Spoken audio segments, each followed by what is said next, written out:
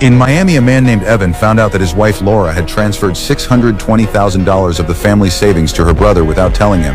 He didn't argue, he simply went to work and turned in his resignation. 3 days later, while putting away Evan's suit, Laura found the resignation letter. She exploded right away. "Are you out of your mind? If you quit, how are we supposed to live? The mortgage, the kids' school, the daily bills, where is that money supposed to come from? Even if I get a job, do you really think it'll be enough?" Evan was out on the balcony watering the plants without even turning around. "Why didn't you think about any of that when you made the transfer?"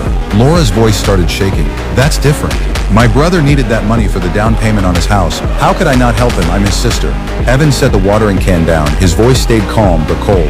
"Last year when he started his business, you gave him $40,000. The year before that, for his son's first birthday, you gave him $15,000. I let all of that slide. But this time you moved our entire savings. That was 5 years of this family's life." Then he walked to the kids' room. All 3 children were sitting there doing homework.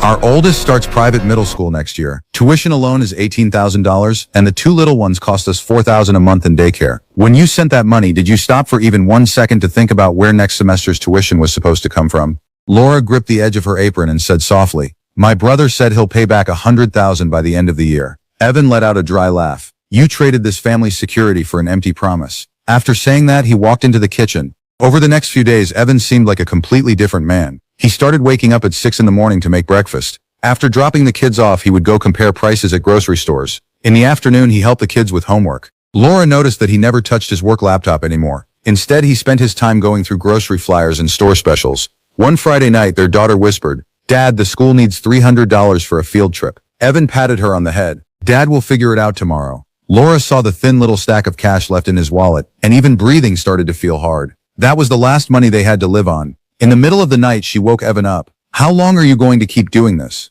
Evan's voice was rough. "I work until midnight every day for this family. And you? All it took was one password and you broke everything. I want you to see with your own eyes what life really looks like when there is no money." Laura remembered how hard her brother had pushed her the day she made the transfer. "Sis, if I don't lock this house in today, it'll be gone tomorrow." It was like she was under a spell. She typed in the password and finished the transfer without even noticing how many missed calls Evan had made. Now, looking at the worn collars on her children's clothes, she finally called her brother. He answered with impatience. "That money already went to the builder. What exactly do you expect me to give back? Besides, your husband makes good money, doesn't he? You two have it easier than we do." When the line went dead, Laura stood in the doorway crying. When Evan handed her a towel, she finally broke down completely. "I was wrong. I should never have done that," Evan said softly. "The problem isn't that you helped your brother. The problem is that in your heart, this family never came first. Money can be earned again. But trust is like that jasmine plant by the window. Once the root rots, no amount of water brings it back."